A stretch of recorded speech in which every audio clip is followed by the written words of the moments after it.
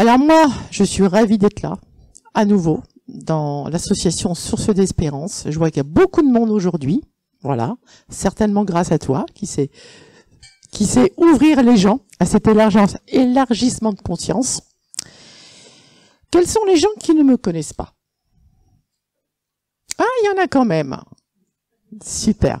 Eh bien, vous allez voir, aujourd'hui, ça va être un gros bain d'amour. Je ne suis que ça. J'ai toujours marché à la conquête de l'amour. J'ai toujours, suite à des épreuves épouvantables, voulu transcender ce qui ne pouvait l'être pour arriver à mon authenticité. Je pense franchement que maintenant, j'ai tout transcendé.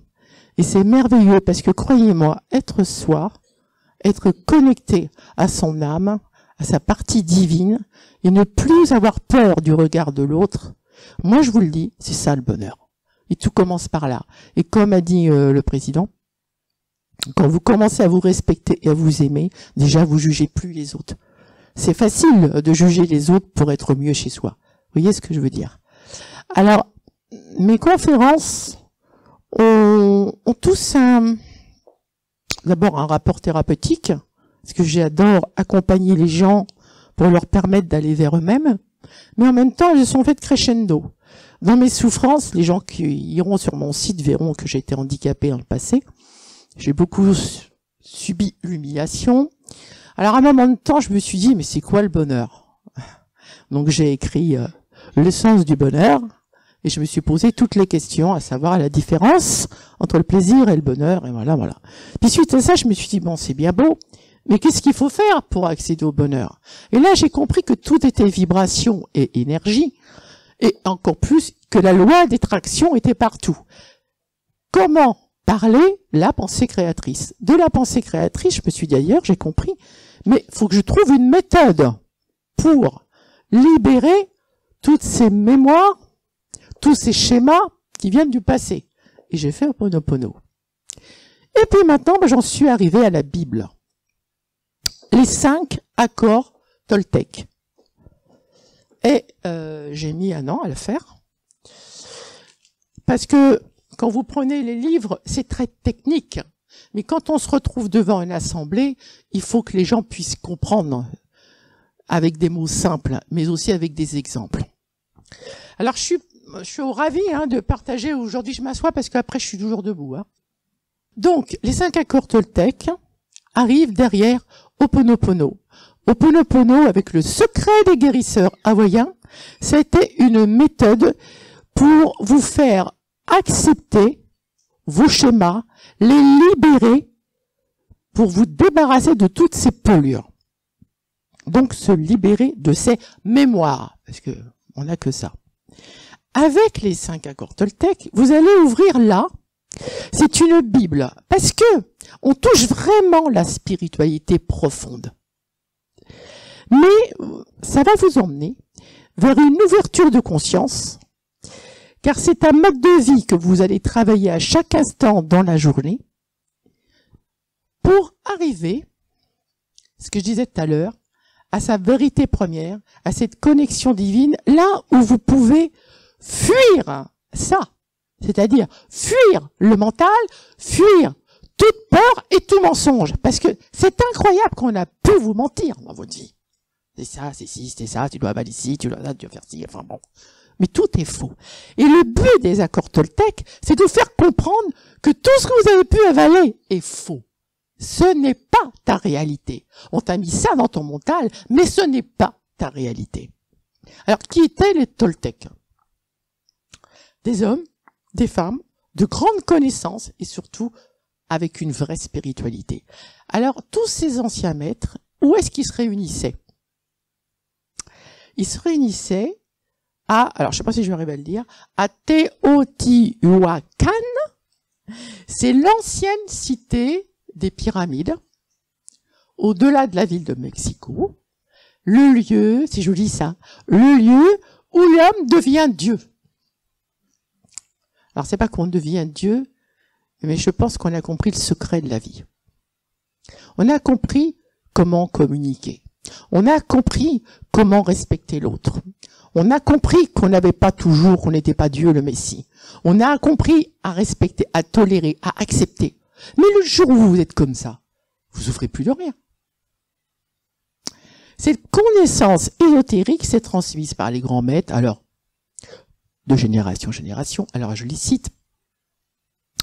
Don Miguel Ruiz, Don José Ruiz, qui sont, c'est comme ça qu'on dit, Nagual, de la lignée des chevaliers de l'Aigle Noir, et qui sont venus vous transmettre cet héritage. Pour vous emmener, rebelote, je recommence, moi je vais parler que d'authenticité là, pour vous emmener vers votre moi authentique, mais surtout, et ça c'est ce qui va demander toute votre vie, pour devenir ce que vous êtes vraiment, et non ce qu'on a voulu que vous étiez, et non ce que vous prétendez être. Donc, la victoire chez les Toltecs, c'est de vaincre toutes vos peurs pour aller à l'amour inconditionnel. Ça, on a compris. Qu'est-ce qui s'est passé à votre naissance? Nos parents, nos maîtres, nos amis captent notre attention et introduisent des règles dans notre cerveau. Ils ont capté notre attention, ça commence avec les enfants, pardon, s'il te plaît, bonjour, toute la journée, à la fin les mômes ils disent ça, ils n'ont rien compris à pourquoi, mais enfin ils font. Et on est comme ça. C'est ainsi, par répétition, que nous serons, puis alors on rentre bien dans le moule, hein, je vous assure, que nous serons domestiqués pour entrer, écoutez ça, dans des fausses croyances. Et vous allez assimiler une fausse réalité. Pareil, quand on vous a dit que la Terre est ronde, vous avez dit oui, elle est ronde, mais ici elle était ovale, ici elle était... on vous a dit c'est ça. Bon. Et là, qu'est-ce qu'on va vous dire? On va vous dire comment nous comporter en société. Ce qu'il faut croire ou ne pas croire. Ce qui est bon et ce qui n'est pas. Ce qui est beau et ce qui n'est pas beau. Et là encore, pourquoi ce qui est pas beau serait pas beau? Hein? Mais non, tu sais pas voir clair. C'est pas beau, ça. Ah bon? Ouais, bah c'est pas beau. Non, mais... Et on croit, bien sûr, en tout ça, on n'a pas le choix. Hein, on est gamin, poum, poum, poum, poum, parce que si tu es pas comme ça, hein, tu rentreras pas dans la famille. Enfin, voilà, quoi. Bon. Ça, c'est de la pure domestication. Moi, au début, j'étais là-dedans, hein. Puis c'est bizarre. Vers 40 ans, j'en ai marre. Est-ce que je suis vraiment ça? J'ai pas l'impression que je suis ça. Mais pourquoi m'a collé cette étiquette? J'ai envie de me débarrasser de ces poussières. Et j'ai fait de l'hypnose et tout. J'ai compris d'où ça venait. Des aïeux, patati, patala, de leur souffrance. Enfin bon. Alors, pour être éligible, mais mon Dieu, si j'en vois des gens qui viennent dans mon cabinet, qui ont jamais appris à se révolter, hein. Donc, pour être éligible, ces femmes, ces hommes, ils vont jouer des rôles. Parce que ils ont tellement peur d'être punis qu'ils vont préférer la récompense. Et la récompense, faut mieux jouer des rôles. Donc ils passent à côté d'eux. Et ils ne sont jamais, au bout du compte, authentiques. Simplement des robots. Vous savez, on remonte la clé. Ce qu'il faut faire dans une journée, comment il faut parler à la dame, qu'est-ce qu'elle va penser, la dame. Oh, qu'est-ce qu'il faut que je dise? Ils sont pas authentiques. Et ils créent leur maladie parce qu'ils étouffent l'âme. Alors, de toute façon, moi, j'ai explosé, hein. C'est ça qui est arrivé. J'en ai eu marre de toutes les convenances. Et je suis devenu, parce que je suis là. Alors, le plus grave, c'est ce que je viens de dire, c'est que ces croyances nous apprennent à nous détruire. Dites-moi là, dans la salle, quelle est la personne qui se dit qu'elle a 20 sur 20? Elle est toujours en train de culpabiliser.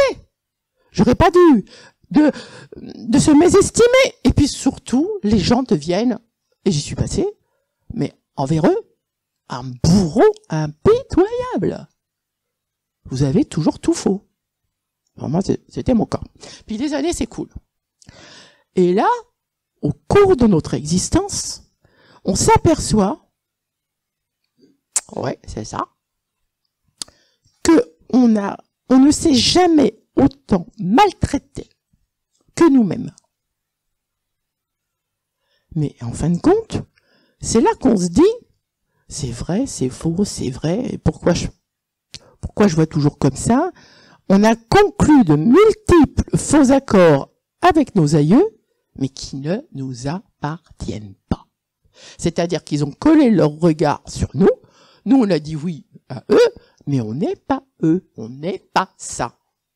Donc, il va falloir rompre ces accords, ou alors vous êtes foutus. Hein. Du style, alors ma mère m'a dit que j'étais ça, voilà à quoi il faut que je croive, ça, de toute façon, j'y arriverai jamais, je suis foutu. Non, mais non. Non. Donc, on va arriver à changer ces accords, mais il va falloir les libérer. Et pour ça, vous allez rentrer dans la compréhension des accords Toltec, qui, les accords Toltec, vont vous ouvrir à l'amour intérieur. Je parle de vous. Les accords Toltec, c'est l'apprentissage de la communication entre vous. Avec les accords Toltec, il faut le premier accord, c'est le plus puissant. C'est quand on voit le nombre de baratineurs, le nombre de mes commérages qu'il y a dans le monde aujourd'hui, eh bien, quand vous savez parler, mais qu'est-ce que vous êtes intelligent. Je parle de l'intelligence de cœur. Hein. Que ta parole soit impeccable. Ouh. Alors, c'est le plus puissant, car vous deviendrez, en faisant attention à la portée de vos mots, parce que les mots sont créateurs, les mots sont vibrations, ce sont des ondes et des énergies. Donc j'ai qu'à vous dire, s'ils sont noirs, vous voyez ce que ça fait. Le second accord, alors là on va travailler ensemble tout à l'heure. N'en faites pas une affaire personnelle. Quand vous recevez des insultes, évidemment, première réaction, c'est l'autre qui a raison, et moi je suis une conne. Excusez-moi, hein, je suis vulgaire, mais c'est ça. Hein. Ben là, vous allez tout mettre à l'envers, vous allez voir. Le troisième accord, si seulement les gens pouvaient le faire, ne faites pas de suppositions. Qui c'est qui juge pas? Hein, c'est gratos. Le quatrième accord, il est merveilleux. Comment vivre de son mieux? Mais pas être le mieux. Ah, on n'est pas dans la compétition. Ok? Et alors, le cinquième, eh ben, celui-là, j'ai été le chercher, moi. Parce qu'il n'y a pas longtemps qu'il est sorti. Vous avez, tout le monde a vu les 4 accords Toltec. Eh ben, Josiane en a rajouté un, qui vient de sortir, il y a un an, dans un bouquin, qui s'appelle le 5e. Soyez sceptiques. Bon, ce qui veut dire, t'écoutes rien, t'entends rien. Bah non! Chez les Toltec, on dit, soyez sceptiques et continuez à écouter. Ça veut dire quoi, ça? Vous allez voir, c'est d'une nuance. Alors, on attaque. On va attaquer. Tu peux me donner un petit verre d'eau, mon grand, avant que j'attaque? Un peu de blanc, hein. Moi, je mets toujours du rire, toujours. Alors, on va attaquer, donc, que ta parole soit impeccable. Écoutez, c'est le plus important. Pourquoi? Parce que c'est celui qui va vous demander le plus de travail. C'est celui qui est le plus difficile à honorer. Car dans une journée, on ne fait que de parler. Bon. Le monde, il est rempli de baratineurs, de commérages, de sceptiques, de critiques, de tout. Où est l'amour dans tout ça? Alors, écoutez ça. Quelle que soit votre façon de parler, votre intention se manifeste par la parole. La parole est votre outil le plus puissant en tant qu'être humain. La parole n'est pas un son, c'est une force, c'est un instrument magique, mais comme une lame à double tranchant, qui peut créer les rêves les plus beaux ou tout détruire sur son passage. Allez, on y va. En plus, elle est fraîche. Alors, votre parole, c'est de la magie pure, et son mauvais usage, vous avez compris, de la magie noire. Elle est si puissante qu'avec un seul mot, on peut détruire l'existence de milliers de personnes. Et rappelez-vous, c'est bien ce qui s'est passé à la guerre de 40-45 avec un homme qui avait un magnétisme terrible, monsieur Hitler, qui a répandu des paroles noires, créé un égrégore noir et entraîné pourtant une meute de gens soi-disant intelligents aux pires atrocités que vous connaissez. Bon. Vous le savez, votre esprit, il est semblable à une terre fertile dans laquelle des graines sont continuellement semées. Une peur, un doute semé dans votre esprit, hop, peuvent créer une succession dramatique d'événements. Oui, bien sûr, évidemment. Les mots, c'est comme des sorts. Et les humains utilisent la parole comme des magiciens noirs. Et je peux vous dire, il y en a dans le monde en ce moment. Se jetant en toute inconscience, sans se rendre compte, des sorts les uns aux autres. Si je fais tant attention à mes clientes quand je les reçois le lendemain en rendez-vous privé, si je fais tant attention à la parole, c'est parce qu'on m'a tellement humilié par la parole que j'ai bien compris que la parole, excusez-moi de dire toujours le même mot, c'est ou une gifle ou une caresse.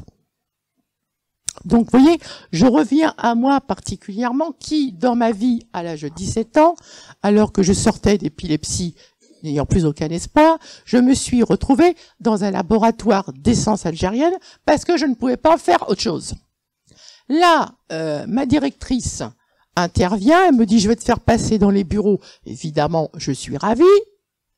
Et là, elle me casse, car elle me prend le visage entre ses mains. Et là, elle me dit « mais c'est pas vrai. T'as vu les yeux que t'as ?» Mais elle me dit « on le voit bien que t'es handicapé. Qui te soigne, ton père? Mais comment fait-il? Ah, ma pauvre fille, comment tu vas vivre ?» C'était fini, le sort était jeté. Je suis repartie chez mon père, j'ai traité tous les noms, je lui dis « mais t'as pas vu, j'ai une tête d'handicapé, j'arriverai jamais à rien. » Elle me l'a dit, la dame. Il m'a dit « tu vas voir, j'y vais, elle va passer un sale quart d'heure. » Mais non, c'était fini. Je sais pas si cette dame a passé un sale quart d'heure quand il s'est expliqué, mais moi, la glace, c'était fini. J'avais accepté, j'avais conclu un accord avec elle.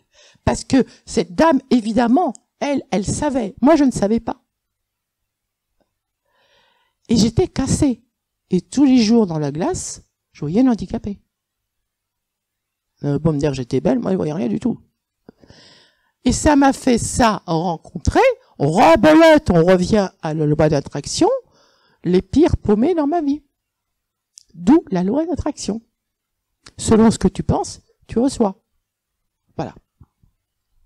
Et c'est identique également quand au printemps de Poitiers, alors que je faisais un chiffre par rapport à l'épilepsie un peu trop élevé par rapport aux copines, je me suis retrouvée dans le bureau du directeur, et le bureau du directeur, vous savez quand c'est comme ça, j'avais 23 ans, j'en ai 65, mais Quignou, Quignou, je l'ai toujours dans les yeux, et qui me dit, mais mademoiselle Vincent, mais vous êtes qui vous? Hein? Vous voulez prouver quoi en faisant tant de chiffres? Mais vous avez oublié que votre père, il est venu s'asseoir là, et sans nous, vous seriez sur le trottoir. Parce que vous êtes qu'une épileptique. Vous êtes juste bonne à essuyer la poussière. Vous imaginez le boulot qu'il a fallu que je fasse pour arriver aujourd'hui derrière une table? Sur moi-même. Ce qu'il a fallu que je transcende. Voilà. Ça, c'est les sorts. Fallait que je vous le dise. Allez, on passe sur Josiane. C'est quoi impeccable? Bah, impeccable, ça vient du latin peccatus, qui signifie péché, et du radical un, qui signifie sans, c'est-à-dire sans péché. Donc, chez les Toltecs, on veut que vous n'ayez pas à l'encontre de vous-même et que vous arrêtiez de vous rejeter. On ne veut pas que vous utilisiez la parole contre vous. Je vous l'ai dit, tout est onde, vibration, ne l'oubliez pas. Rigolons un peu maintenant. Si je vous traite d'imbécile dans la rue, qu'est-ce qui va se passer? Est-ce que je me sers de la parole contre vous? Réfléchissez. Eh bien non. en réalité, je vais l'utiliser contre moi. Car il y a le boomerang. Et très certainement, vous commencerez déjà à me détester. Et je le recevrai. À chaque fois que je me mets en colère et que je vous renvoie à ce poison émotionnel, je l'utilise en fin de compte contre moi-même. Ça va loin, hein. Alors que si je vous aime ou si je vous respecte, il y a peu de chances que vous arriviez à m'aimer. Tout cela pour dire, à chaque moment de la journée, il faut que vous arriviez à être responsable de vos actes. Mais en plus, faites attention aux mots que vous allez propager. Car vous devez au maximum utiliser votre énergie dans le sens de la vérité et de l'amour. Parce que le mauvais usage de la parole, je vous le dis, je vous le dis, ça crée l'enfer. Et franchement, moi je vois des gosses qui sont assassinés par des profs, par des parents, mais faut voir comment comment ils arrivent dans le cabinet. Les moqueries. Et on utilise trop la parole pour médire, critiquer, culpabiliser. Alors, encore une fois, je le redirai jamais assez. Moi, j'ai valorisé mes enfants qui ont eu une période de vie épouvantable, continuellement. Faites attention aux mots prononcés à vos gamins. Vous les construirez ou vous les démolirez. Il n'y a pas plus sûr. Et ça, avec ça. Et ça va très vite. Quand on observe les gens autour de soi, ce n'est que de la médisance. Et parfois, alors, ils critiquent et ils émettent un jugement. Savez sur qui? Sur des personnes qu'ils ne connaissent pas. Ah mais elle là, mais je suis sûre qu'elle est comme ça. Ils n'ont jamais vu. Mais je sais pas, ça leur fait du bien d'inventer. Voilà. En conclusion, la médisance est devenue la principale forme de communication de la société humaine. Mais moi, ce qui me dégoûte, c'est la phrase qui suit là. C'est la façon dont on s'en proche les uns des autres, parce qu'on se sent mieux lorsqu'on aperçoit quelqu'un se sentir aussi mal que soi. Ah mais t'as vu, elle a eu la même chose que moi, hein, elle y est passée. Hein. Ah bah je suis contente. Non mais... Mais oui, les gens sont contents que vous êtes dans la... Non mais ça va pas quoi. N'importe quoi. Alors, pour moi, ça va pas. Si l'on compare l'esprit humain à l'ordinateur, moi j'adore donner des exemples, donc j'en ai pris un, vous allez voir. La propagation des rumeurs et l'équivalence d'un virus informatique. Vous allez voir. Vous allez voir comment on est dans la société. Un petit verre. On y va, je vous donne l'exemple. Alors, vous allez faire un stage sur les énergies avec un grand maître que vous connaissez pas. Bon.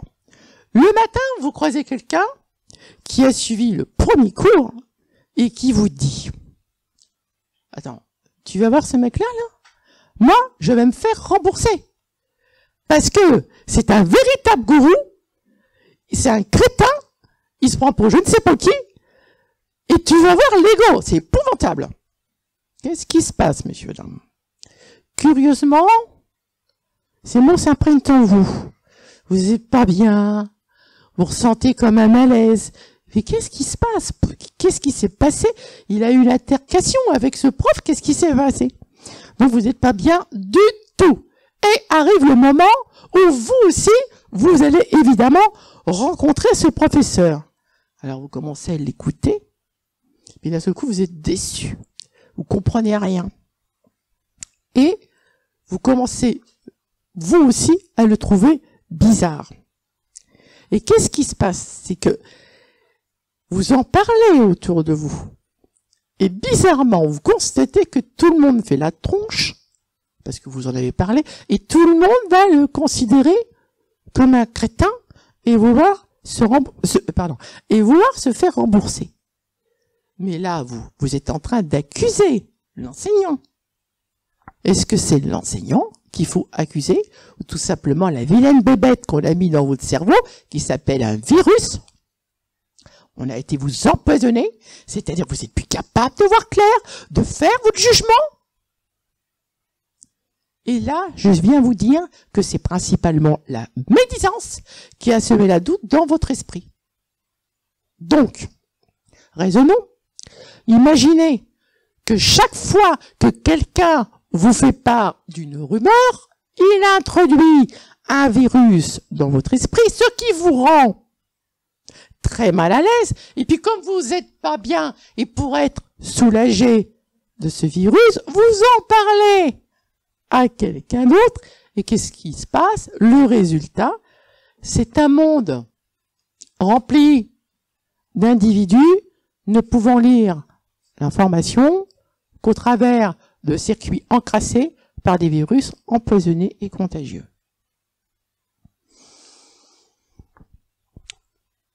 Par exemple, moi j'ai fait plusieurs salles, et combien de fois n'ai-je pas entendu qu'on avait posé des questions au président en leur disant tu l'as fait venir celle-là, tu sais, tu devrais pas la prendre parce que gna gna gna gna gna. Et quand les présidents ont la force de dire eh ben je verrai par moi-même, là vous avez en face de vous quelqu'un de construit et qui ne se laisse pas manipuler. Donc si vous voulez pas rentrer dans les virus informatiques, soyez vous et n'écoutez pas et n'entendez pas.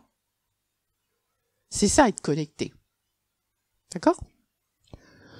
Donc comme vous le constatez, tous ces ennuis peuvent être provoqués par un petit bout de virus informatique, mais c'est surtout une information mensongère qui détruira toute communication entre deux êtres en empoisonnant en même temps, c'est ça qu'il faut voir, chaque personne qu'il rencontre et en la rendant à son tour contagieuse. Donc, faites attention à la portée de vos mots. Mais ça, je vous le redirai, mais jamais assez, quoi. Le matin, le midi, le soir, l'après-midi, faites attention à comment vous dites les choses. Avec un papier de bonbon autour, c'est déjà mieux. Votre esprit deviendra stérile pour les paroles issues, enfin moi c'est comme ça maintenant, de toute médisance ou magie noire, et fertile pour toutes celles issues de l'amour. Ça c'est quelque chose que vous devez décider. En semant la graine de la parole impeccable dans votre esprit, vous vous éloignerez des peurs pour trouver l'amour inconditionnel. Plus vous serez dans l'amour, plus vous parlerez de l'amour, plus vous enseignerez l'amour, plus vous aurez des gens avec amour qui viendront vers vous.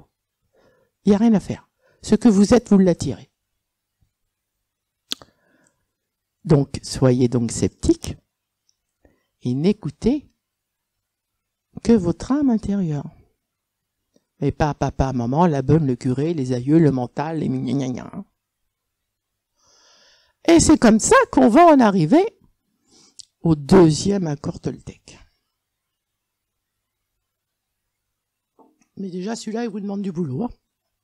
Alors, deuxième accord Toltec, n'en faites pas une affaire personnelle.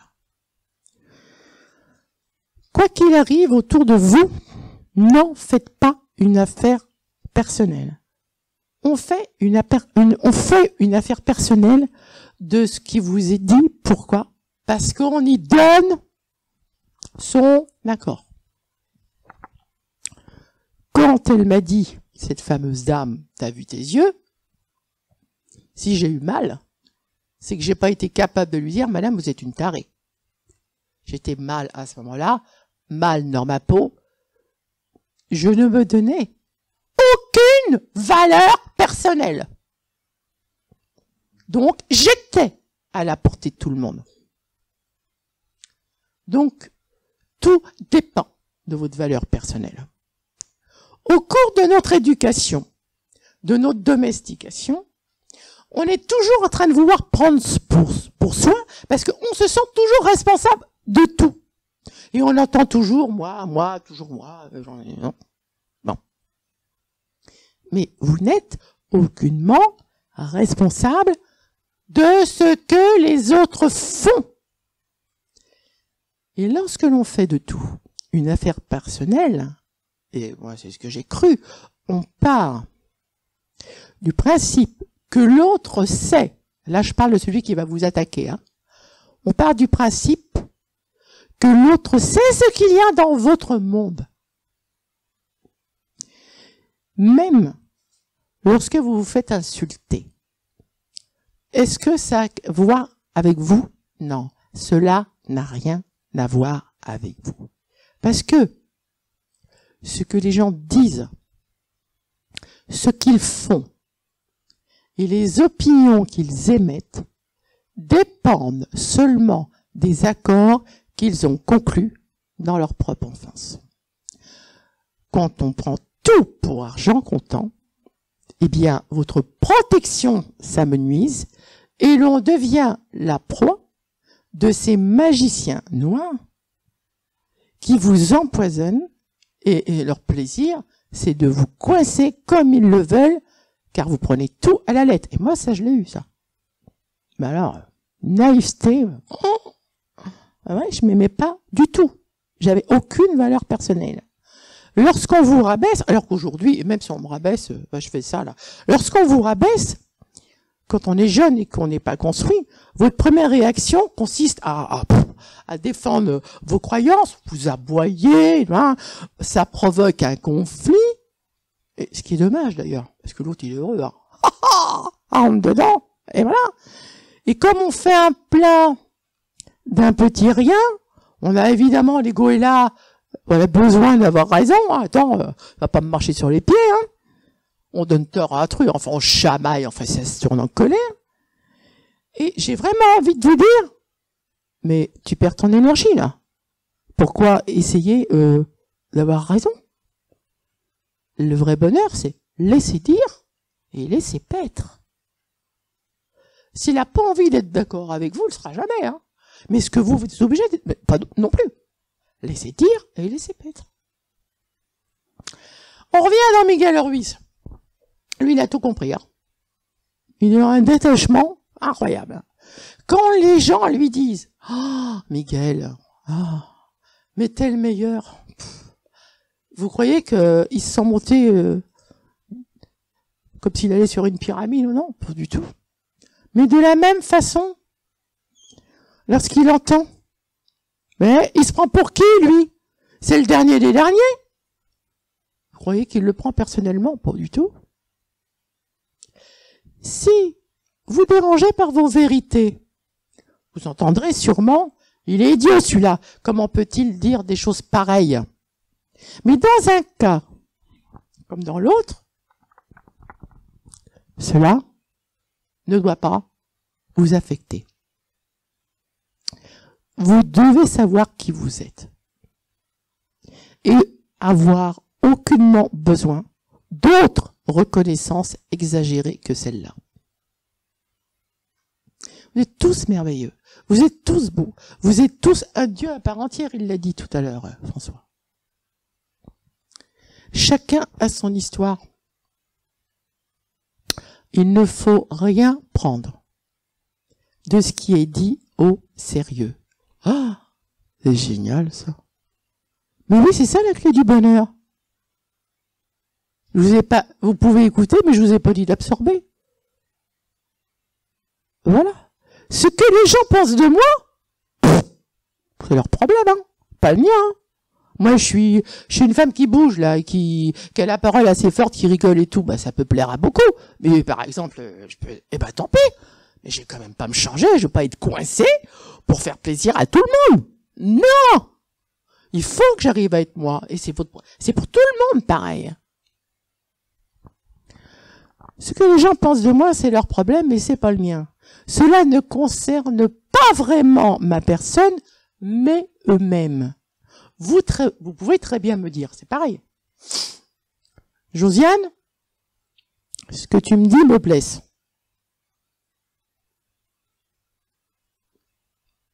Ce n'est pas ce que je vous dis qui vous blesse.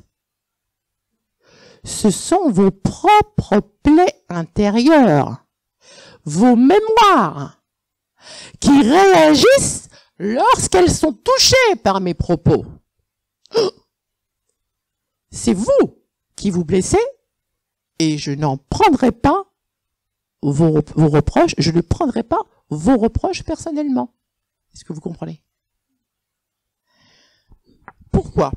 Parce que vous tous là, vous voyez le monde avec vos yeux à vous. Car vous avez créé un film dont vous êtes le metteur en scène, le producteur et l'acteur. Et vous regardez ce film en fonction des accords que vous avez conclus dans votre vie. Donc, votre point de vue, il est personnel. C'est votre vérité et celle de personne d'autre. Donc, si vous m'en voulez, c'est superbe ça. Faut y réfléchir. Donc, si vous m'en voulez, je sais que vous êtes en réalité confronté qu'à vous-même, et je suis quoi, moi, là-dedans? Mais je suis votre prétexte, votre miroir, pour vous mettre en colère. Cette colère, elle est provoquée uniquement par votre peur. Et si vous n'aviez pas peur, et ben voilà, on accorde Toltec. Si vous n'aviez pas peur, il vous serait impossible d'être irrité contre moi. Ça veut dire, si vous étiez bien dans votre personne, laissez dire et laissez paître. Lâcher prise, détachement, acceptation. Si vous vivez sans peur, ces émotions n'ont aucune place. Et lorsque vous vous sentez bien, eh ben, quand vous vous sentez bien, qu'est-ce qui se passe? Tout ce qu'il y a autour de vous est bien. Tout le monde dit oui là. Et tout vous rend heureux. Mais pourquoi? Parce que c'est vous qui te sentez bien. C'est ça. C'est tellement simple. Dès que vous êtes bien, tout est bien. Vous aimez toute chose parce que vous vous aimez vous-même. Et dès que vous vous aimez, vous créez un rayonnement. Et qui c'est qui arrive dans votre rayonnement? Ceux qui rayonnent. Et puis voilà. Et on n'en sort pas. Ça va? Je sais pas, j'ai soif. Donc, quoi que les gens disent, n'en faites plus une affaire personnelle. Au fur et à mesure que vous prendrez l'habitude de cet accord, vous n'aurez plus besoin de faire confiance en ce que les gens disent ou non. Il vous suffira d'abord d'avoir confiance en votre capacité à effectuer des choix responsables, car n'oubliez pas, et on retrouve ça dans Ho'oponopono, vous êtes responsable de votre vie et créateur de votre vie.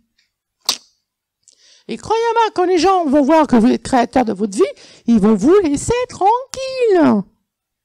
On peut pas atteindre une tour qui est bien construite. C'est ça. Voilà.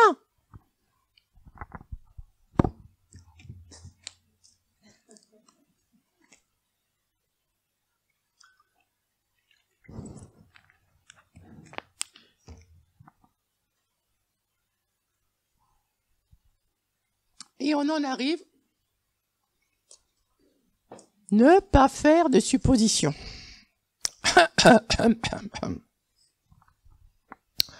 Alors, qui n'en fait pas? Nous faisons continuellement des suppositions sur ce que les autres font ou pensent. Toute la tristesse, tous les drames auxquels vous avez été confrontés dans votre vie proviennent de cette habitude de faire des suppositions, de prêter des intentions, et pas toujours les bonnes, croyez-moi. Nous les jugeons dans leurs actes, car nous pensons avoir raison, et comme on va en faire, bien sûr, une affaire personnelle, à chaque fois que vous portez des intentions sur autrui, on crée des problèmes. Chez les accords Toltec, avant de faire un jugement, on vous dira, t'as posé la question? Mais ce qui se passe la plupart du temps, c'est qu'on va pas oser poser la question parce que si je lui dis quelque chose de trop ouvertement, je vais me faire jeter, il va pas vouloir, oh mais non, mais ça s'arrangera. Vous voyez, on n'est jamais vrai. Là, je vous parle le langage bébé, mais en fin de compte, c'est ça. Oser être, poser la question, pas se dire supposer, mais non, il me connaît, il voudra bien, ou pas inventer, pas supposer. On est toujours soit dans vos peurs, soit dans un mauvais jugement. Alors, comme on a peur de demander clairement des explications, on prête des intentions à autrui en faisant des suppositions que l'on croit être vraies, puis on va défendre ces suppositions et évidemment on donne tort à l'autre. Parce qu'en fin de compte, on entend et voit que ce que l'on veut bien voir et entendre. Ça veut dire que on ne perçoit pas les choses telles qu'elles sont. Lorsque nous ne comprenons pas quelque chose. Un enfant qui comprend pas, qu'est-ce qu'il fait? Un enfant. Qu'est-ce qu'il fait, un enfant qui comprend pas? Eh ben voilà. Eh ben, ça serait grand temps d'y revenir. Nous, on pose pas la question. On est là. Lorsque nous ne comprenons pas quelque chose, on va supposer. Quant à sa signification, ça doit être ça, c'est évident, non, je peux pas le déranger, il va penser comme ça. On a tout faux. Et lorsque la vérité s'affiche, on découvre qu'on avait très mal ressenti. Nous sommes toujours en train de nous faire des films. Par exemple, avec nos proches. Là, c'est marrant. Mais dites, mesdames, là, arrêtez de dire « Ah, mais si, ce soir, moi, je le connais, mon mari. Ah, si, mais même trop, il me connaît, il leur a fait ci, ça, machin. Mais mon fils, il aura pensé à moi pour mon anniversaire. » C'est plus agréable hein, de penser ça. Ouais. Et souvent, par manque de communication, ou parce qu'on a peur justement de poser la question au mari, peut-être, voilà, eh ben, on va à des déconvenus. On a l'impression que ces gens-là savent tout de nous. Et qu'on n'a pas besoin de leur demander, qu'on n'a pas besoin de leur dire.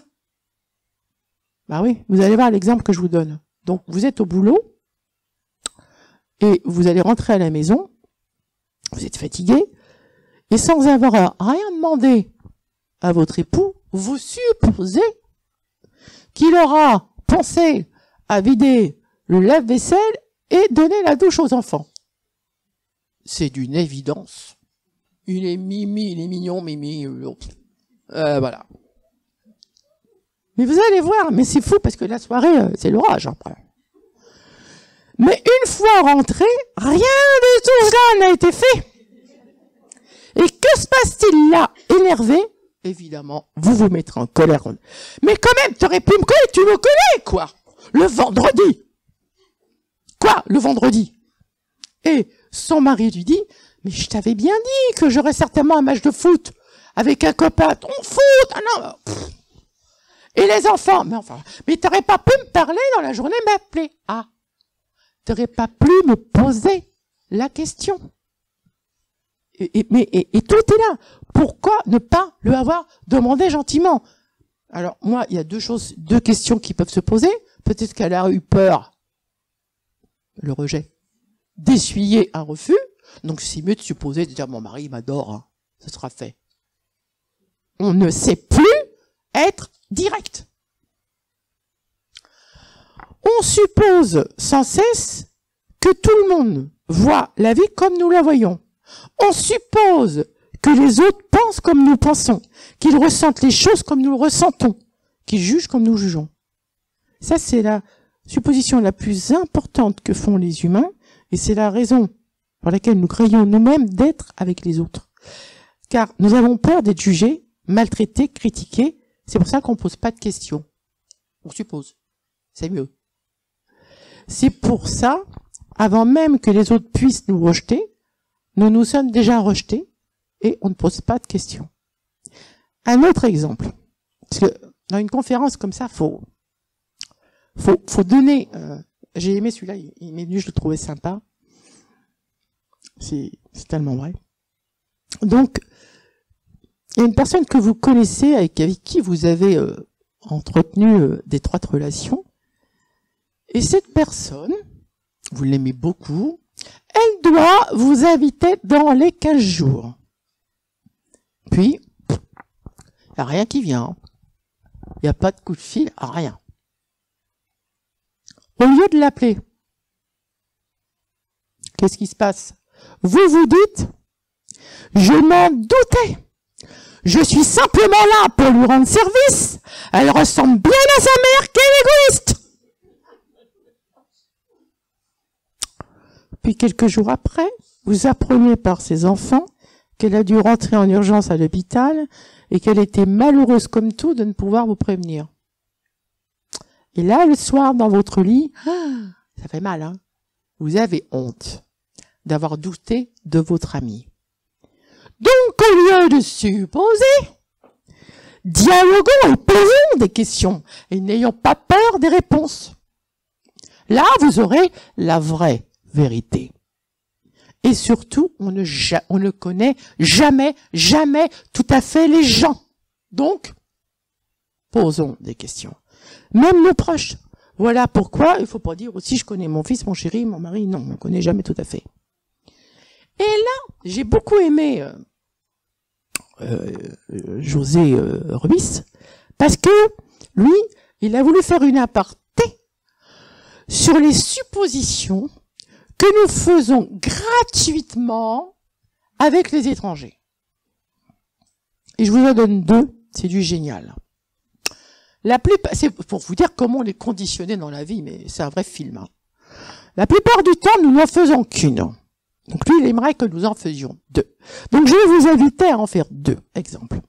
Vous montrez dans une rame de métro, et là, vous voyez un père avec ses deux enfants, mais alors je vous dis pas les deux enfants, infernal, qui court partout dans la rame. Et qu'est-ce que vous faites? Vous êtes assis, et là vous vous êtes dit, encore un père incapable d'élever ses mômes, hein. À l'éducation en France, où elle va? Très belle supposition, hein, évidemment. Et là, subitement, vous vous trouvez assis en face de cet homme qui pleure. Et vous lui dites, ça va pas, monsieur? Et là, il vous avoue qu'il vient d'enterrer sa femme et qu'il n'arrive pas à tenir ses enfants tellement ils sont perturbés. Ouïe aïe aïe. Ça fait mal et vous vous dites encore un mauvais jugement. Je vais vous en donner un autre exemple. Vous vous rendez à votre travail et sur la route, un conducteur vous double en vous faisant une queue de poisson. Première supposition. Vous vous dites, quel imbécile! C'est pas vrai, il a eu son permis dans une pochette surprise celui-là. Ah, si je pouvais l'avoir entre quatre yeux. Et là, vous arrivez au boulot dans un état. Arrivez sur le lieu de votre travail, bien entendu. Vous êtes hyper énervé. Toute la journée, vous ne parlez que de cet abruti avec vos collègues. Mais attendez, vous allez rentrer chez vous et le soir, pas arriver, pas poser le manteau que déjà à votre femme, vous lui parlez de l'abruti. Toute la soirée, c'est sur le tapis et toute la soirée est gâchée. Pourquoi Miguel met le point sur ces deux suppositions que vous avez faites? Pour vous ramener à la réalité. Et là, il nous demande de prendre du recul. Et il vous dit, au lieu d'incriminer la personne par rapport à notre ego, en lui prêtant bien sûr des intentions malveillantes, si nous réfléchissions, et quand ce monsieur vous a doublé, pourquoi imbécile, pochette surprise et tout? Est-ce que ce monsieur ne courait pas entre sa femme qui accouche et ça se passe très mal, ou est-ce qu'il n'a pas besoin d'aller chercher sa ventoline parce qu'il est en train d'étouffer? Vous n'avez pas remarqué qu'en général, on est carrément tourné vers le négatif, mais que, évidemment, ce monsieur n'est pas dans une obligation de faire, voilà. On est toujours, et en plus, qu'est-ce qui va se passer? C'est que, énergétiquement parlant, vous bousillez votre journée. La journée au travail, elle est foutue, la soirée avec la femme, il n'y en a plus. Donc, Don Miguel nous apprend à envisager d'autres possibilités, de façon à vous sentir beaucoup plus joyeux, beaucoup plus léger, pour que votre soirée soit plus légère avec votre femme. Ou au travail, de la même façon. Et ça, je peux vous dire, il n'y a pas beaucoup de personnes qui le font. Donc, cette mouche, elle m'énerve. Je vais lui dire gentiment. Donc, alors, deux solutions. Avec vos amis proches, que l'on croit toujours connaître, même si c'est des amis, vous connaîtrez jamais rien à fond. Donc, posez des questions. Allez droit au but, c'est la meilleure façon de ne pas souffrir. Et avec les étrangers, pourquoi pas supposer 2 fois? Parce que déjà, vous serez beaucoup mieux. Et maintenant, on va rentrer dans le sentimental. Bien, là.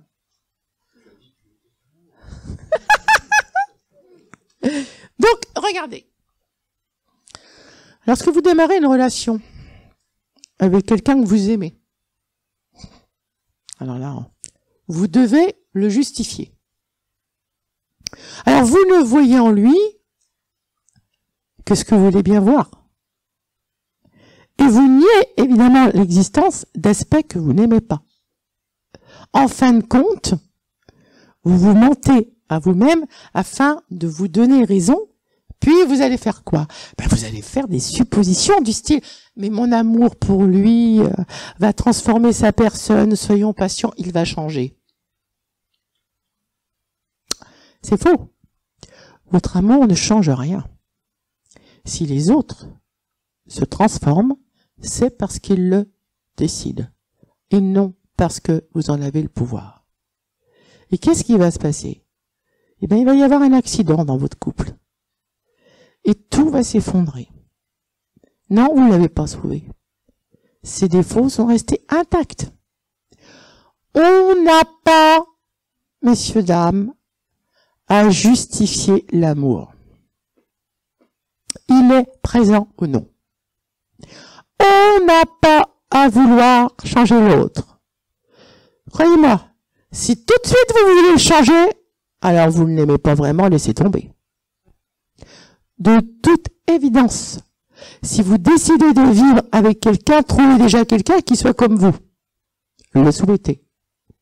Plutôt que de vouloir le changer. Peine perdue.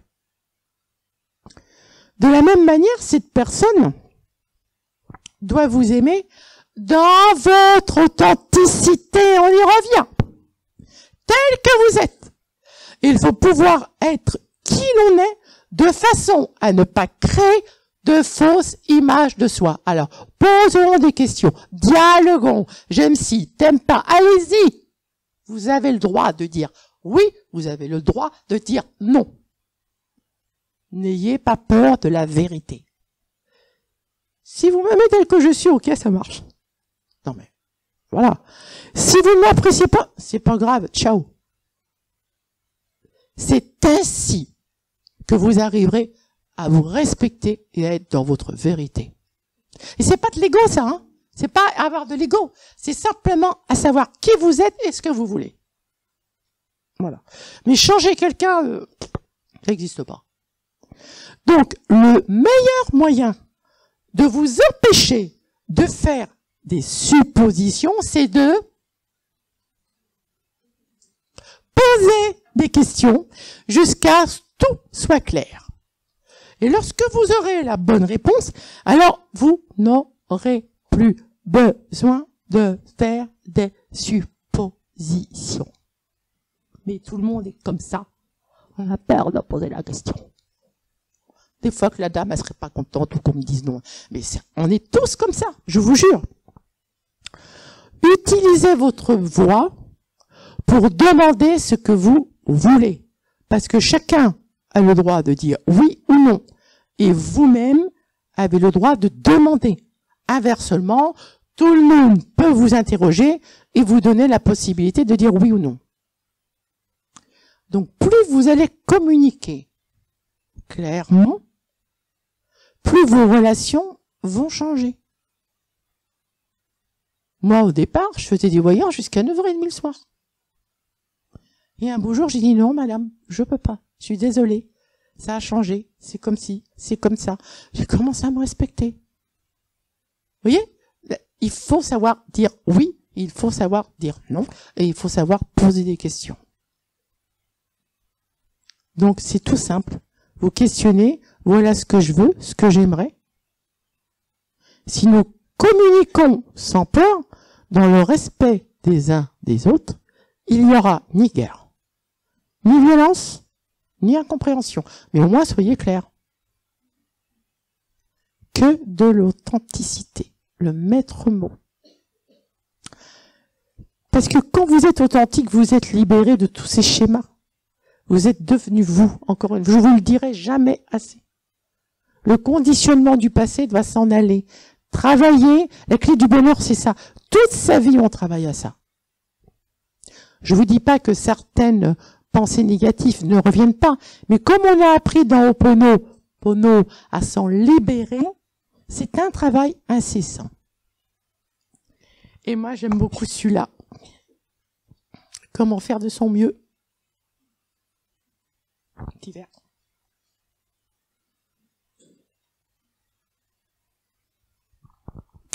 Chez les Toltecs, on va pas vous demander d'être le meilleur.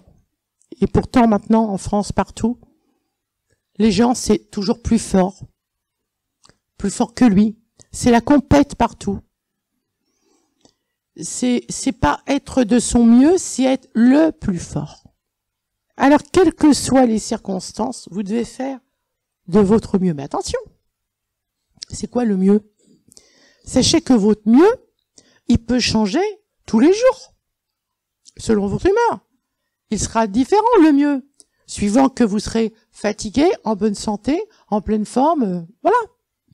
Il faut pas mettre la barre trop haut. Par contre, justement, si vous vous acharnez, écoutez, à vouloir faire davantage que ce que vous pouvez faire, que votre mieux, vous allez dépenser beaucoup plus d'énergie qu'il n'en faut, et alors, en fin de compte, votre mieux s'avérera insuffisant. Donc, vous devez savoir ce que vous pouvez faire et pas plus. En faire trop, c'est se vider de son énergie. Et quand on fait de son mieux, c'est surtout ça qui est agréable. Quand on fait de son mieux, il nous est impossible de nous juger. Moi, je peux vous dire, je me couche au lit le soir, je suis super bien dans mes baskets. Parce que j'ai fait du mieux que je peux toute la journée. Je suis pas superstar, hein, mais j'ai fait du mieux que je peux.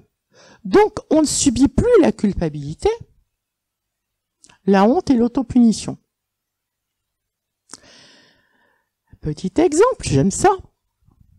Il était une fois un homme qui voulait transcender sa souffrance. Alors, il se rendit à un temple bouddhiste pour trouver un maître qui puisse l'aider. Et quand il trouva le maître, il lui demanda, « Maître, si je médite 4 heures par jour, combien de temps me faudra-t-il pour atteindre la transcendance ?» Le maître le regarda et lui dit, « Si tu médites 4 heures par jour, peut-être parviendras-tu à transcender ta vie en 10 ans. » Merde. Convaincu qu'il pourrait faire mieux que cela, l'homme lui demanda, « Mon maître, et si je méditais 8 heures, là on est dans la compétition, vous voyez, et si je méditais 8 heures par jour, combien de temps cela me prendrait-il » Le maître le regarda et lui répondit, « Si tu médites 8 heures par jour, il te faudra probablement 20 ans. » Déconcerté, c'est pas possible. Pourquoi cela me prendrait-il plus longtemps si je médite plus? Le maître lui répondit, « Tu n'es pas là pour sacrifier ta joie ni ta vie. Tu es là pour vivre, pour être heureux et pour aimer. Mais si tu fais de ton mieux en méditant 2 heures, mais que tu y consacres 8 heures à ta place en étant crevé, tu ne feras que de te débarrasser de toutes tes énergies, tu passeras à côté de ton objectif, tu ne vivras pas et tu n'apprécieras plus ton existence. Fais de ton mieux et peut-être apprendras-tu que peu importe la durée de ta méditation, mais de la qualité de ta méditation. Car tu peux vivre, aimer et être heureux. Faire de son mieux. C'est un peu ce que j'essaye de faire, hein. Signifie agir parce qu'on en a envie et non pour en attendre une récompense. D'ailleurs, croyez-moi, c'est vrai, c'est toujours dans de tels moments que l'on obtient le plus pour soi-même. C'est les cadeaux de l'univers. Le désintéressement nous apporte mais des cadeaux incroyables.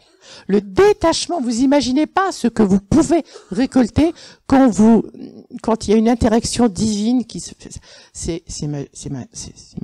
Je sais quelque chose, c'est magnifique. Quand on fait de son mieux, mais qu'est-ce que c'est bien? Pourquoi? On ne culpabilise plus. Ce n'est pas un accord facile, mais alors qu'est-ce qu'il est libérateur? Toute la journée, vous posez-vous cette question. Est-ce que j'ai fait de mon mieux? Et si vous êtes bien, ben voilà, culpabilise plus. Qu'est-ce que je suis bien? Quand on fait de son mieux, on apprend à s'accepter en étant conscient. On apprend de nos erreurs et on se remet en question. Cela accroît notre conscience. En tout cas, quand on fait de son mieux, eh bien voilà, comme je suis avec vous, on n'a pas l'impression de travailler dur parce que l'on prend du plaisir à ce que l'on fait. Toujours être dans la passion quand vous faites quelque chose. Plus vous vibrerez, plus vous serez bien. Donc, vous faites de votre mieux parce que vous le voulez et non parce qu'il le faut. Ni pour essayer de faire plaisir, ni pour être le meilleur. Ça, on s'en fout de ça. Ni pour être le meilleur. Juste être vous, c'est déjà pas mal. Vous, rien que vous. Lorsque vous vibrez dans n'importe quelle action, vous êtes authentique, connecté à vous-même, et ça, c'est merveilleux. Donc, être dans l'action, ça veut tout simplement dire la vivre pleinement. Faire de votre mieux, mais c'est tout simplement un rituel de chaque jour, hein, dans votre vie. Parce que Dieu, c'est une essence, mais Dieu, c'est la vie. La meilleure façon de dire « je t'aime, mon Dieu » est de vivre en faisant de votre mieux. La meilleure façon de dire « merci, mon Dieu » est de se détacher du passé et de vivre dans l'instant présent, ici et maintenant. Nous n'avons pas à savoir ni à prouver quoi que ce soit. Nous n'avons qu'à être, qu'à prendre le risque d'apprécier notre vie. C'est tout ce qui compte. Dites non quand vous avez envie de dire non. Dites oui quand vous avez envie de dire oui, parce que vous avez le droit d'être vous-même. Vous n'êtes pas en prison. Et vous ne pourrez être vous-même qu'en faisant de votre mieux. Et là, on en arrive à Baby Costaud. On arrive au 5e. Alors, là, on va bien m'écouter parce que c'est un peu compliqué. 5e accord Toltec. Soyez sceptiques et continuez à écouter.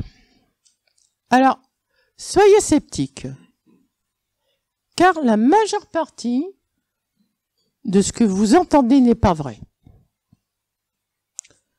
Beaucoup de personnes prennent tout pour argent comptant. Ici, avec ce cinquième accord, vous allez prendre du recul, de la distance, car vous allez réaliser que les humains en général cultivent des symboles pour parler qui ne sont pas la vérité. Ils ne sont vrais que parce que nous sommes mis d'accord à leur sujet et non parce qu'ils sont réellement la vérité. Donc là, je vous parle de tous ces schémas que nous trimballons, que ce soit vous ou que ce soit les autres, vous êtes tous, mais tous au départ de votre vie, dans une fausse réalité. Et avec le cinquième accord, on veut essayer de vous faire comprendre qu'il faut que vous doutiez de vous, que vous doutiez des autres. Personne n'est le roi dans l'affaire. Car tout le monde vit dans le mensonge. On vous a dit la Terre est ronde, mais elle aurait pu être carrée ou ovale. Tout le monde a gobé des croyances qui, au fur et à mesure des années, vous allez vous apercevoir qu'elles sont fausses. Une fois que l'on a compris que pratiquement rien de ce que l'on a appris au moyen de croyances ou de symboles qui viennent de nos schémas n'est vrai, l'injonction « soyez sceptiques » prend une dimension très importante. C'est un outil puissant parce qu'il fait appel au pouvoir du doute pour discerner la vérité. Et ça va valable dans les deux sens. Chaque fois que vous écoutez un message, et c'est là où c'est beau, qu'il soit, on parle du message, qu'il soit de vous, ce que vous entendez en vous, ou de n'importe quel autre artiste, posez-vous cette question. Est-ce la vérité ou non? S'agit-il de la réalité ou d'une réalité virtuelle?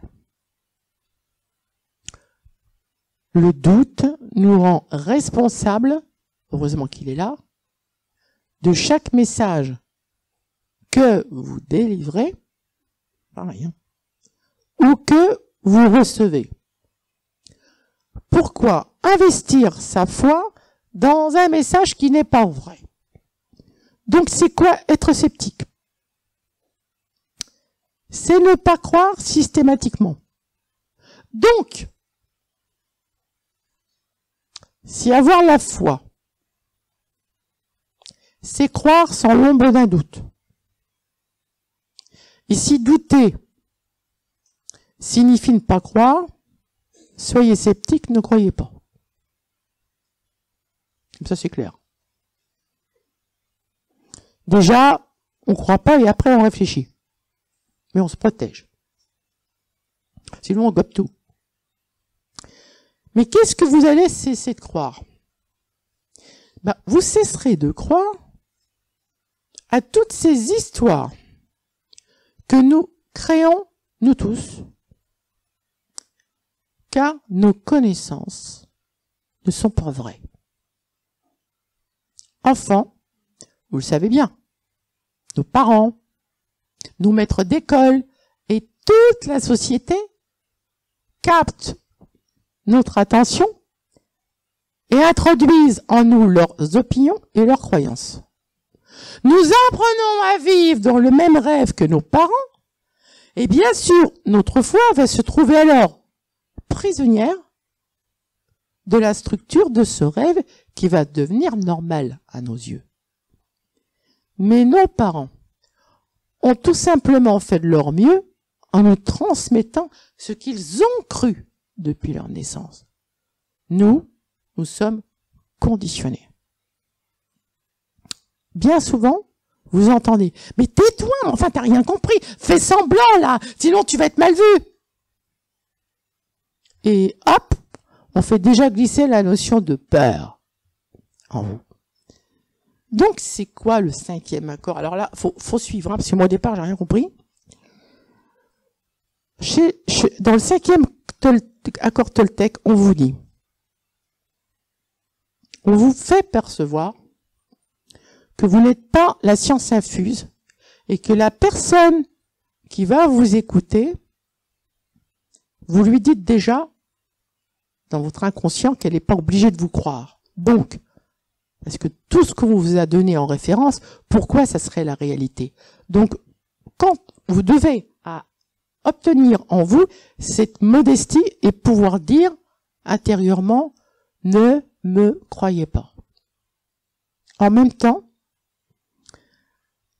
ne vous croyez pas vous-même. C'est-à-dire qu'on on essaye de vous emmener vers une espèce de modestie, parce que tout ce que vous croyez être la science infuse qu'on vous a donné, c'est sûr. Vous êtes vraiment le Pérou. Mais en même temps, comme vous connaissez que cette histoire-là, ne croyez personne d'autre aussi. Alors, vous voyez un peu ne me croyez pas, ne vous croyez pas vous-même et ne croyez personne d'autre non plus. C'est bizarre tout ça. Vous voyez, c'est que des nuances. Il y a c'est juste un milieu, une nuance à adopter. Ne vous croyez pas vous-même. C'est une histoire d'ego. Pourquoi, vous, quand vous parlez, vous seriez la science infuse? Non. Tout ce qu'on a introduit en vous, ce n'est pas forcément la réalité. Donc, vous devez rabaisser votre ego et être beaucoup plus dans la modestie. Attention aussi à celui qui vous dira « Mais regardez comme je suis intelligent, moi je crois en rien. Moi, je crois que ce que je vois et je crois en rien. » Cette attitude n'est pas du scepticisme. Être sceptique consiste simplement à être conscient que toute l'humanité croit à des mensonges, à leurs mensonges, à ce qu'ils ont appris, et que les êtres humains déforment la vérité. Alors à quoi ça sert de juger ce que dit autrui? Nous racontons des mensonges, d'une manière et d'une autre. Et pas parce que nous voulons mentir, hein. Ah non, non, non, non. Cela est dû aux symboles, croyances que nous avons appris, au schéma enregistré. Mais une fois que vous aurez compris le 5e accord Toltec, alors celui-là, le 5e, prend toute son importance. Tout va changer dans votre façon d'écouter. Toutes les personnes qui viendront vers vous pour s'épancher et raconter leur histoire personnelle, vous communiqueront leur point de vue parce qu'ils croient que c'est la vérité. Vous ne les jugerez pas si ce qu'ils disent est vrai ou non. Vous n'aurez aucun jugement. Vous aurez de l'écoute. Vous aurez du respect. Ça change toute communication.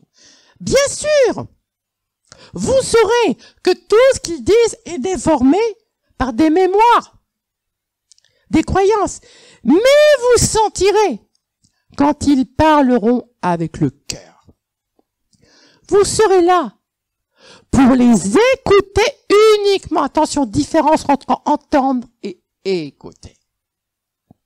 Entendre, on fait référence à ces schémas. Écouter, on écoute avec le cœur la personne. Et on lui donne du respect. Vous êtes là pour les écouter uniquement. Vous n'avez même pas besoin de vous forger une opinion quant à ce que dit autrui. Pas besoin non plus d'être d'accord ou de ne pas être d'accord. Il suffit d'écouter, pas d'entendre. Vous ne jugez plus ce que disent les autres. Ils vous font simplement savoir ce qui se passe dans leur propre monde virtuel. La seule vérité pour vous est ce que vous percevez dans votre monde. Une fois que vous avez conscience de cela, il n'y a plus rien à prouver à personne. Plus question d'avoir raison ou tort. Quand vous apprenez à écouter. Je le redis, vous témoignez du respect aux autres personnes.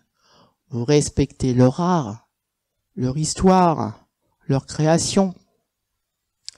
Et en apprenant par contre à écouter, vous comprenez ce qu'ils disent, mais surtout, dans le message, ce qu'ils veulent.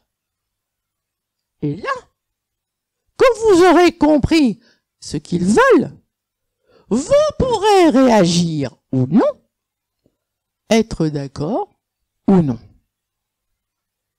En revanche, il se peut qu'une information dans leur discussion capte votre attention, information que vous avez envie d'écouter, car vous découvrirez que ce qui est dit est important à vos yeux. Mais encore une fois, tout dépend de ce que vous voulez, et voilà pourquoi on dit ne croyez que vous-même en fin de compte. Voyez ? Maintenant, écouter, je le redis, n'est pas entendre. Si vous n'apprenez pas à écouter, vous ne comprendrez jamais ce que je suis en train de vous expliquer. Vous tirerez, parce que je dis, il y a une différence entre écouter et entendre. Quand on entend un truc vite fait, vous tirerez hâtivement des conclusions en vous reportant dans votre tête à votre histoire et vous réagirez comme s'il s'agissait de vos opinions. Là, on est dans le jugement. Ah, t'as vu qu'elle a dit... Hein? Mais toujours par rapport à... Vous l'écoutez pas, là. C'est vous qui écoutez. Vous voyez ce que je dis, là? Vous voyez? Il n'y a pas de respect, là. Elle est déjà à la cave, enterrée, enfin... Vous voyez? Non, mais je vous fais ça pour que vous compreniez. Quand on entend, c'est ça. Quand on écoute, c'est différent. Donc, vous tirez hâtivement des conclusions en vous reportant dans votre tête à votre histoire et vous réagirez comme s'il s'agissait de vos opinions. Quand d'autres personnes partagent leur histoire avec vous, ayez conscience qu'il s'agit de leur histoire. Un jour, alors, je vous donne un exemple quand même. Moi, j'ai quand même travaillé les accords Toltec. Et puis, un jour, je rencontre une copine. Et puis, d'où la partie sur l'amour. Alors, évidemment, Josiane, elle part. Alors moi, le couple, je parle de mon histoire. Hein. Le couple, c'est la main dans la main, la fusion, toujours papa et maman. Enfin, c'est ce que j'ai connu. Hein. Et je lui dis, voilà, je pense que ça va être fusionnel et tout ça. Attention, je me suis dit, mais Josiane, est-ce que tu te crois vraiment? Est-ce que c'est vraiment la réalité? Est-ce que toi, forcément, tu aurais raison? Je me suis dit, il faut que je continue à croire à moi-même, mais est-ce qu'elle est obligée de me croire? Est-ce que c'est ça forcément l'amour? Et donc, plutôt que de l'entendre, j'ai décidé de l'écouter. Et là, elle m'explique, elle me dit, tu sais, j'arrive pas à avoir comme toi parce que, bah voilà, mes parents, moi, ils se battaient. Et aujourd'hui, si tu savais ce que je suis heureuse, je connais vraiment l'amour, je le vois le lundi, le mercredi et le samedi. Mais je l'ai pas entendu, je l'ai écouté. Si je l'avais entendu, ça aurait encore une qui connaît pas l'amour. Paf! Je faisais référence à mon histoire à moi et je la critiquais. Là, j'ai décidé de déjà mettre mon histoire. Pourquoi ça serait la meilleure? Quand on dit ne me croyez pas, bah oui, après tout, ton histoire, pourquoi ça serait la meilleure? Est-ce que toi, tu es forcément dans la réalité? Et je me suis dit, je vais aller l'écouter, mais avec le cœur, par respect, cet ami.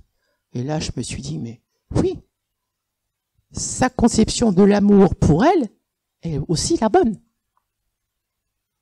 Mais j'ai appris à l'écouter. Est-ce que vous comprenez ce que je suis en train de vous dire? Et quand vous arrivez à cette compréhension et à cette largesse d'idées, à ce respect et à cette tolérance, vous êtes carrément dans le 5e accord.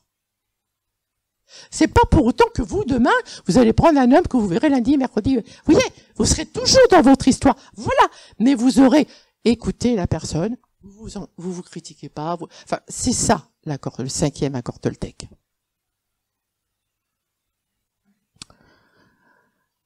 Donc, mon amie, je lui ai dit, elle était pour le couple indépendant. J'ai parfaitement compris son histoire, sans la juger. Je l'ai écoutée, je l'ai respectée, et j'ai compris que tout ceci lui correspondait.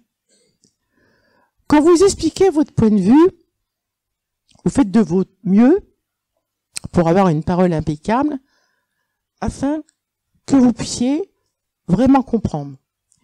Mais quand vous transmettez quelque chose, même en essayant de vouloir faire une copie exacte de la vérité, vous voulez transmettre, vous croyez que c'est ça, une copie exacte de la vérité, il faut savoir que votre message, il va être déformé par les personnes qui entendent, pas qui écoutent.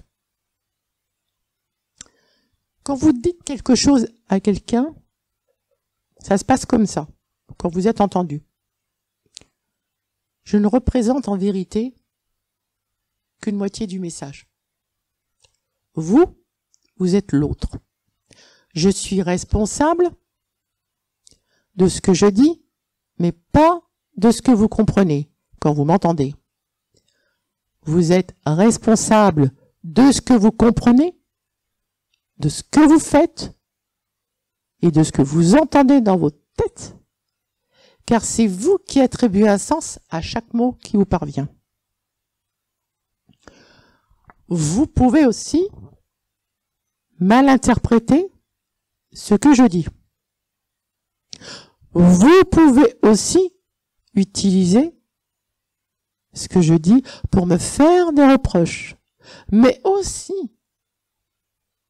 pour vous en faire à vous-même, puisque vous ne vous acceptez pas. Quoi que vous fassiez de ce que je dis, cela ne dépend que de vous. Vous n'êtes pas obligé de me croire, mais si vous apprenez à écouter, vous parviendrez à comprendre ce que je dis, mais surtout ce que je veux. Prenez simplement ce qui vous satisfait et ignorez le restant. C'est pour ça que c'est bon de travailler. Ne me croyez pas. Ne vous croyez pas vous-même et ne croyez en personne d'autre. Ne croyez pas tout ce que l'on nous a appris, tout ce que vous savez, toute votre réalité. Ce ne sont que des symboles. Regardez par rapport à vous-même. Alors là, je vais un petit peu faire une aparté sur moi-même. Il y a cette petite phrase là où ils disent ne vous croyez pas vous-même. Là, on va vous interpeller sur ce qu'on vous a mis dans la tête quand vous étiez jeune. Du style ouais tu sais pas t'habiller toi. De toute façon, qui tu vas plaire? Et de toute façon, tu t'en sors pas, mais t'es maladroite. Donc vous avez même pas commencé à vouloir créer quelque chose que déjà vous êtes maladroite. Et vous allez avaler tout ça. Ça, on vous dit ça à 20 ans. À 30 ans, vous commencez déjà à en avoir marre. Puis à 40 ans, vous avez envie de vous rebiffer. Et c'est là que vous vous dites, vous faites appel à votre petite voix intérieure, et là, vous commencez à douter. Est-ce que c'est vrai que je suis pas à la hauteur? Est-ce que c'est vrai que je suis pas créatrice? Pourquoi? Vous voyez ce que j'essaie de vous dire? Vous voyez quelles conséquences, en fait, le fait de se croire soi-même sur ce que l'on vous a dit. Puisqu'on vous a collé des pansements, même sur vous-même, qui n'étaient pas vous-même. Donc on revient au fait d'être sceptique, aussi bien sur ce que vous allez entendre à l'extérieur, que sur ce qu'on vous a donné en message sur vous, qui n'est pas vous. Vous voyez? Donc, vous avez en vous une espèce de tyran, qui est le mental, qui gouverne votre tête. Et le jour où vous l'aurez abattu, il n'y aura plus ni juge, ni victime dans votre tête, et vous ne souffrirez plus. Je vous jure que moi, j'en ai eu un tyran. Allez sur mon site et vous comprendrez. J'en sais quelque chose. Je me suis débarrassée de tout ça. Parce que ce mental, il vous maltraite sans cesse en utilisant tous ces faux symboles contre vous. Et ça part toujours de l'enfance. Hein. Il se nourrit du poison émotionnel qu'engendrent vos émotions négatives. Et encore une fois, personne ne vous juge davantage que vous-même. Donc quand vous jugez, posez-vous la question, mais d'où ça vient ce truc? Pourquoi j'ai toujours les mêmes schémas? Pourquoi j'ai toujours autant d'humiliation? Et est-ce que vraiment je serais pas à la hauteur? Est-ce que si j'essayais? Puis après, dans votre vie, vous avez des gens qui vous disent, mais qu'est-ce que vous êtes bien? Mais qu'est-ce... vous dites, quelque chose qui va pas là. Mais alors peut-être que je suis à la hauteur quand même. Mais oui, évidemment. Parce que la personne qui vous a dit qu'elle n'était pas à hauteur, réfléchissez, votre maman par exemple. Mais elle a tellement été malheureuse dans son passé, dans sa petite enfance, qu'on lui a dit elle aussi qu'elle n'était pas à la hauteur. Donc c'est ça. Vous voyez? Donc qu'est-ce que c'est bien quand vous commencez à comprendre que ce que des étiquettes qu'on vous a mis, mais ne croyez plus en vous-même. Vous voyez? Alors, c'est d'une... Les 5 accords Toltec, et surtout le 5e, soyez sceptiques, c'est soyez sceptiques envers vous-même, changez-moi tout ça. Quand vous parlez avec une personne à l'extérieur, cette personne, elle n'est pas obligée de vous croire sur parole, ne me croyez pas, parce que je suis pas à la science infuse, et en même temps, vous ne pouvez croire qu'à votre histoire. Vous apprenez par contre à écouter, pas à entendre.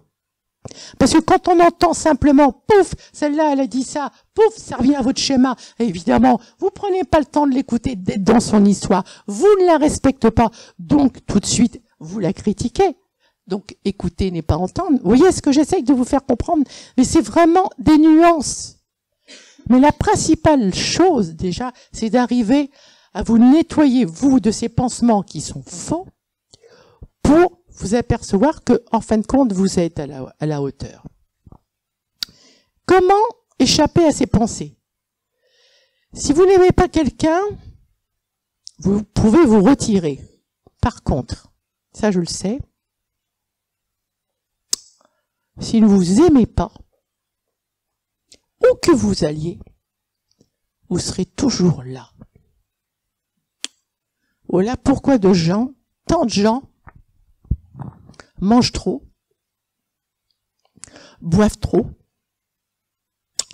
prennent des drogues, parce qu'ils veulent fuir ces pansements, ils veulent les arracher, mais ils n'y arrivent pas. Ils font ce qu'ils peuvent pour éviter leur propre histoire, pour fuir leur création. Voilà ce que les mensonges peuvent faire. Pendant des années, on les a détruits, et peut-être qu'ils n'ont pas une forte personnalité ou une force de caractère, et ils vont tomber dans cette compensation-là. Et beaucoup de personnes en arrivent aussi à se suicider. Tout cela parce que on croit toutes les opinions que nous avons apprises au fil des ans et qui ne sont pas nous. Et quand le jour arrivera où vous en aurez marre, comme moi j'en ai eu marre, alors vous transcenderez tous ces schémas en vous faisant aider. Moi j'ai fait pas mal de thérapie. Vous régressez, vous faites de l'hypnose, vous repartez dans vos vies antérieures. Et là je peux vous dire, vous comprenez tout. Parce qu'on coupe les mémoires.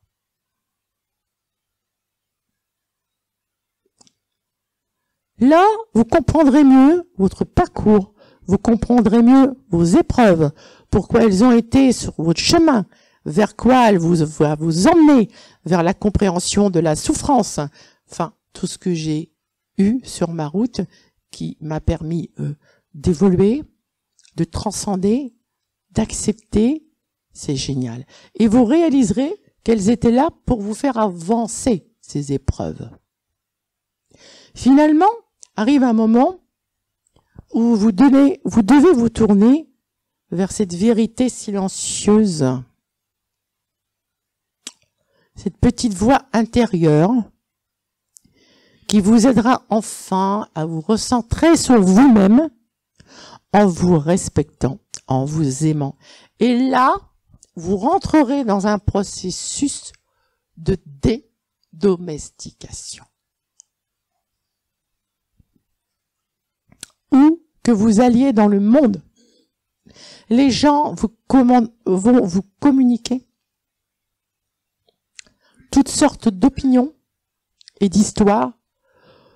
Vous allez rencontrer, oh mon Dieu, de nombreux baratineurs qui, bien sûr, eux, savent tout, qui vont venir vous dire que faire de votre vie. Tu devrais faire ci, tu devrais faire ça. Là, t'as rien compris, là, t'as tout faux. C'est pas la bonne méthode. Ne les croyez pas. Soyez sceptiques et faites votre choix. Si ça ne vous convient pas, vous ne prenez pas. Assumez la responsabilité de vos choix, ce que vous faites dans votre vie, car c'est votre vie. Ce n'est la vie de personne d'autre. Et vous finirez par découvrir que ce que vous faites ne regarde absolument que vous. Et Miguel Ruiz dit « Aidez-moi à changer le monde ».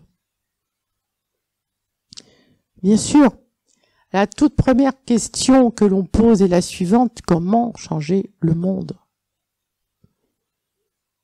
Eh bien, j'ai envie de vous dire, si on commençait par vous, en changeant votre monde.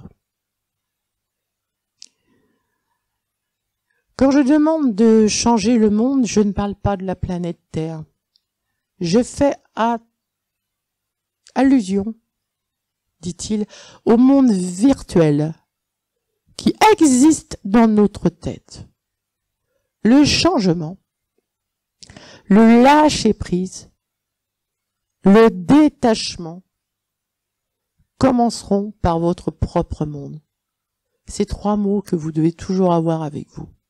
L'acceptation, le lâcher-prise, le détachement, c'est que du bonheur tous ces mots-là. Transformez votre propre monde, c'est en vous aimant que vous changerez le monde en profitant de la vie. Utilisez, essayez, écoutez les 5 accords Toltec. Et votre parole, si elle est impeccable, si, quoi qu'il arrive, vous n'en faites pas une affaire personnelle, si vous savez comprendre quand l'autre vous insulte, que c'est parce qu'il a besoin de verser son poison, parce que lui, il est mal, mais que ça vous regarde pas, mais qu'il y a simplement quelque chose de plus fort en vous qui le gêne, n'en faites pas une affaire personnelle. Si vous ne faites pas de suppositions, mais que vous vous dites, si je pose directement la question, je vais avoir tout de suite la réponse.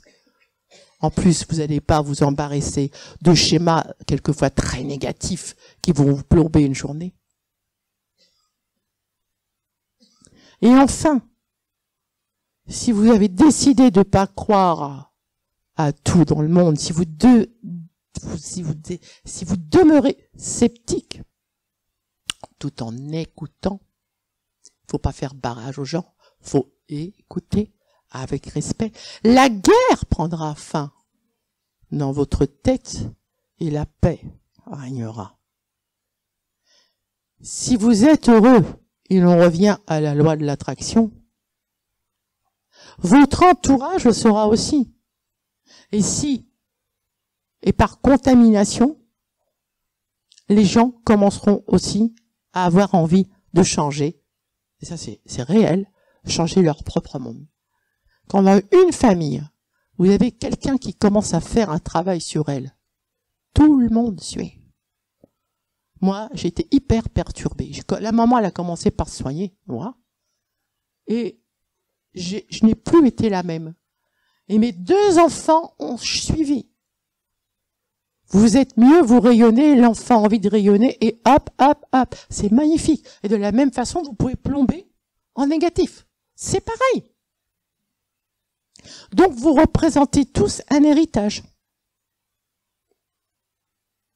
Je parle là au nom de tous les humains.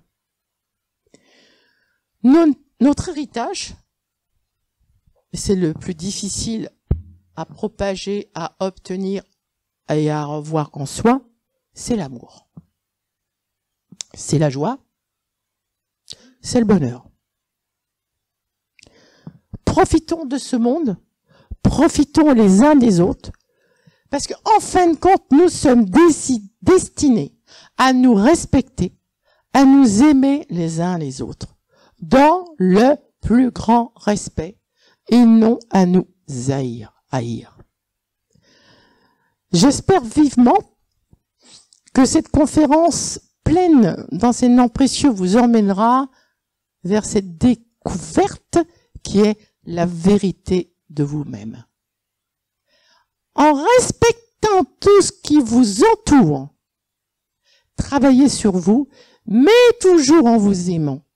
Et ce que je peux vous dire, après une route sinueuse, moi, mais plus que sinueuse, j'ai tout transcendé. Et grâce à cette ouverture de conscience, qui est l'amour de soi, aujourd'hui, je suis authentique. Je fais simplement du mieux que je peux. Merci.